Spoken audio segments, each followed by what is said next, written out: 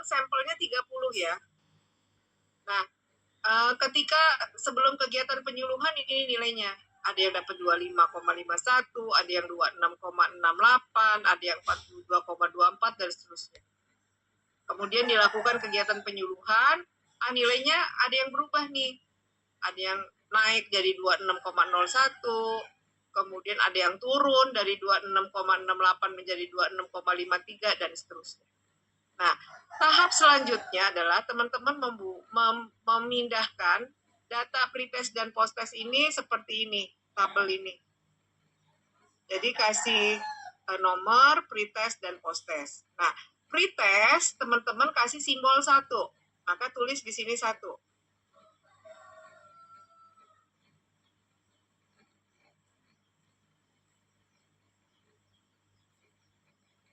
Maaf. Nah, pindahkan ke sini. Maaf. Ini yang nomor 1 ini adalah nomor responden. Ini responden 1, responden 2, responden 3. Jadi, ini saya memindahkan untuk kalau yang nilai pretest dan posttestnya tidak pakai koma maksudnya. Ini contoh yang kalau pakai koma ya. Jadi teman-teman hanya menyimpan saja data pretest dan posttest, tidak perlu diganti nanti di SPSS-nya. Nah, ketika teman-teman sudah punya data ini, maka kita lanjut dengan mengolah SPSS. Kita buka SPSS-nya.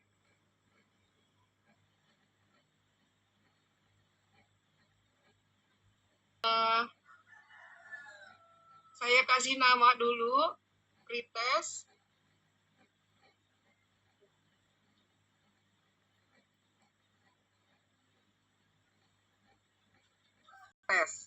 Yang 1 pretest, nah, kemudian yang 2 kalau teman-teman tidak pakai desimal, maka desimalnya dinolkan. Kalau pakai desimal, ya tulis. Kalau desimalnya 2. Saya coba lagi memberikan nama, apakah masih bermasalah. Dari Excel, yang nilai pretest,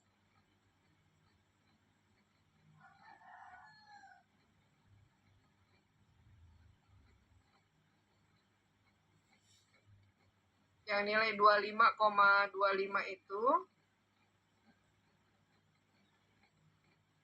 teman-teman pindahkan. Maaf, ini saya, ada yang punya SPSS teman-teman? Baru kita mulai menganalisis. Klik analyze, kemudian pilih non-parametric test, kemudian pilih legacy dialog, kemudian pilih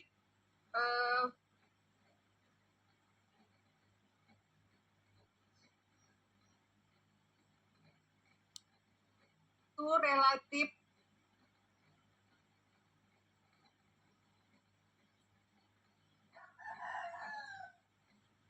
relate sample seperti ini. Ini karena datanya nggak ada. Kemudian teman-teman pindahkan pretest ke sebelah kanan dan posttest sebelah kanan.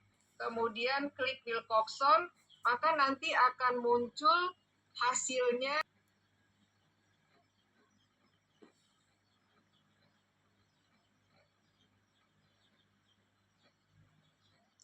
Nanti akan muncul data seperti ini. Nah, kita lihat nilai asimsiknya. Nah, di sini asimsiknya nilainya 0,139. Itu artinya dia lebih besar daripada 0,05. Kalau lebih besar dari 0,05, maka hipotesis ditolak. Artinya, kegiatan penyuluhan tidak membuat petani bertambah pengetahuannya. Ini terlihat dari nilai ranknya. Kita lihat kode A, petani yang ikut pretest dan posttest, yang nilai posttestnya lebih kecil dari pretest ada 13 orang. Sementara yang nilai posttestnya lebih besar daripada pretest ada 24 orang. Jadi nanti rekomendasinya adalah sebaiknya kegiatan penyuluhan itu disesuaikan dengan kebutuhan petani. Ini kebetulan yang ikut penyuluhan budidaya tanaman manggis ini adalah petani padi. Sehingga petani sesuai dengan teori pendidikan orang dewasa itu hanya mau belajar jika materinya cocok dengan kebutuhannya. Jadi walaupun ada penyuluhan, kalau materinya tidak cocok dengan kebutuhan peserta penyuluhan, maka tidak ada bedanya mau ikut penyuluhan. Teman-teman ini lebih dari 2 variabel, jadi minimal 3. Nah, itu menggunakan uji beda Kruskal-Wallis. Jadi untuk Kruskal-Wallis juga sama dengan Wilcoxon, tidak perlu datanya menyebar normal. Kemudian data yang dipakai harus 3 sampel atau lebih, dan dia tidak berpasangan, gitu ya. Kemudian untuk uji Kruskal-Wallis ini dia uji beda untuk 3 kelompok yang tidak berpasangan. Tujuannya adalah untuk mengetahui apakah ada perbedaan di masing-masing kelompok tersebut.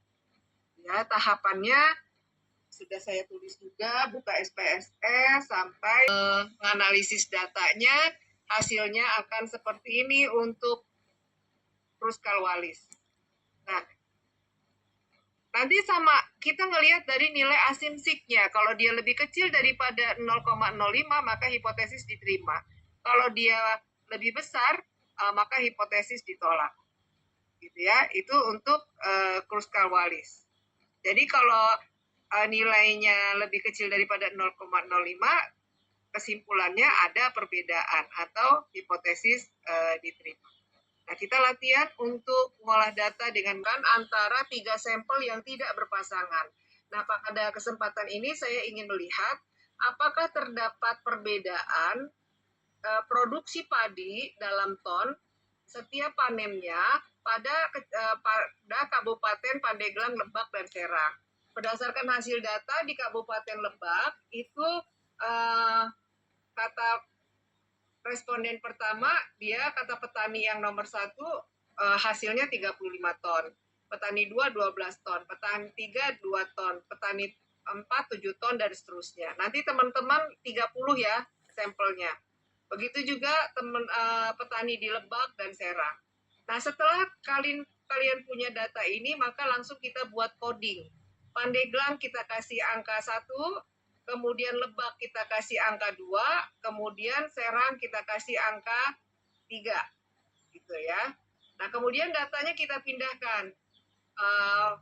1 itu kan Pandeglang, jadi kita pindahkan nih nilai yang 35, 12, 2, 7, 6, 5 ke sebelah kanan. Jadi kita hanya membuat kabupaten dan produksinya. Kemudian untuk Lebak kita isi di sini. Kita teruskan ke bawah 3 ton, 10 ton, 60 ton, begitu juga untuk Serang. Serang kita kasih kode 3, kemudian kita masukkan 3 ton, 10 ton, dan seterusnya.